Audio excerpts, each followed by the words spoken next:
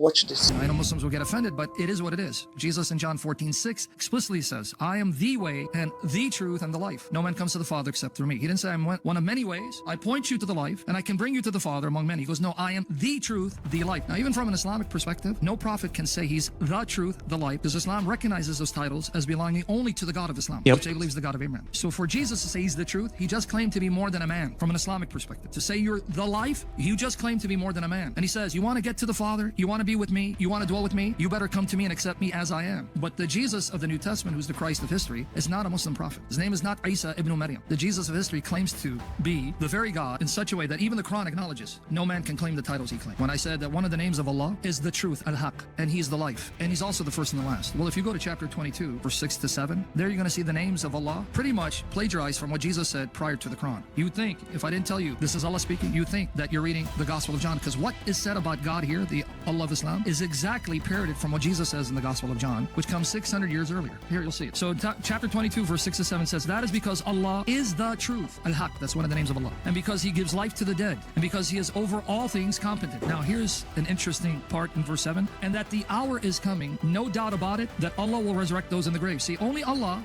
gives life and resurrects the dead, and he's the truth. Well, if I go to the Gospel of John, chapter 5, Jesus said all those things, but he applied it to himself. If you open up John chapter 5, now watch Jesus say what the Quran says of Allah, but he says it 600 years before Muhammad showed up. So who's plagiarizing whom? It's not Jesus plagiarizing Allah. For just as the Father raises the dead and gives them life, even so the Son gives life to whom he is pleased to give it. So Father and Son both give life. But in 25, verily, truly I tell you. Now, this translation, NIV, says a time. The literal translation is, an hour is coming and has now come when the dead will hear the voice of the Son of God, not Allah. Because the Quran says, the hour is coming, have no doubt about it, well, Allah will raise them from their graves. But who does that according to our Bible? Do not be amazed at this, for a time is coming when all who are in their graves will hear his voice and come out. Whose voice? The Son of God. So if I were to compare what Jesus says of himself with what is said about Allah, clearly Jesus claimed to be God, because the things Jesus says is ascribed to the Islamic deity, not to a prophet. So a prophet cannot speak this way if Islam is true. So what do they tell you? Your Bible's correct. So clearly the Jesus of history is not Isa.